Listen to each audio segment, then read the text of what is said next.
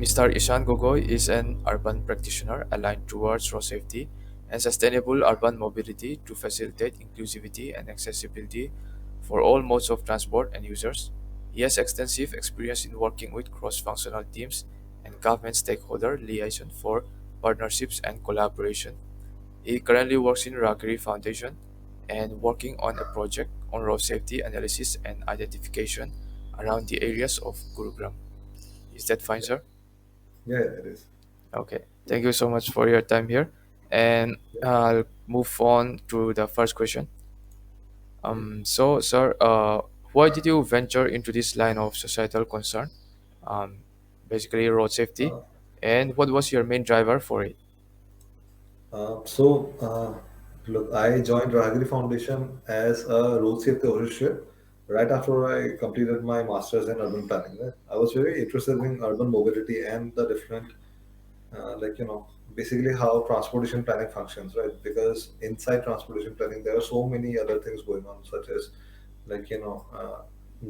the different land use, the very complex land use that is here in India, right? And then different road widths consider a new development area or an area which is from older part of the city. How do you facilitate traffic over there? Because most of the people own a car, some people own a bicycle, some people use pedestrian modes.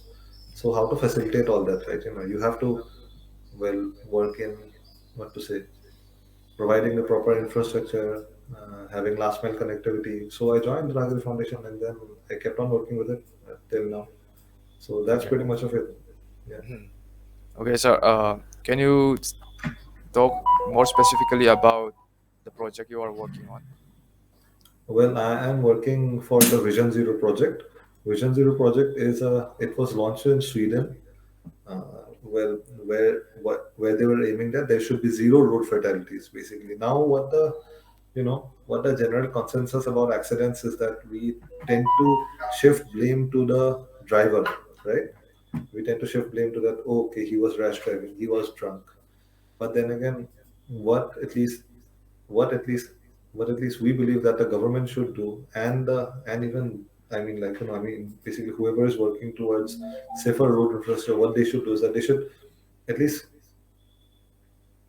you know work towards facilitating better routes, safer routes with proper WBM barriers, which have got a very frequent periodical operation and maintenance thing going on, so that a common thing which you will notice is that there will be a lot of gravel lying on in the ground, right, which leads to skidding of the car. Now you Mhm. cannot say that that gravel is because the gravel was lying down, the vehicles could, and then that was the driver's fault, because it wasn't. It was an infrastructural fault.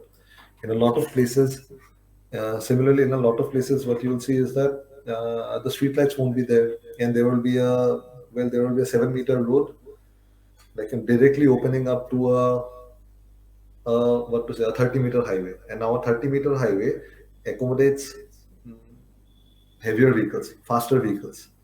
Now, supposedly, a person on a cycle is coming through at the dead of night where there are no lights over there. Then he goes and crashes.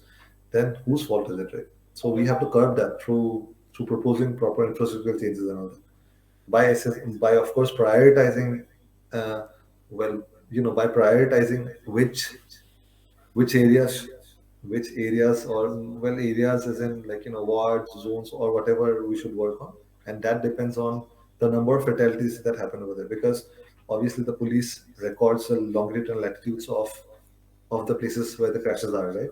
Mhm. All you need to do is geolocate them, find out the areas of priority, whichever has got the more fatalities. Let's push that first, because it also depends how big the team is, because here in Ragged Foundation we are a very small team, Okay. right? So, and then, yeah, that's how we try to prioritize, that's how we try to engage the entire dialogue with the government bodies. Okay. Great. Great mission, sir. Yeah, Okay. yeah, thank you. The third question is, do you believe that the roads in India are monitored enough by technology? uh, Not as yet, but road bounce is working on it, right? Road bounce has got a very good, what I've heard. about is that they scan the routes somehow, or I don't know. I mean, you will know better because honestly, you guys are doing something in road bounce which is I don't think it is done before. Like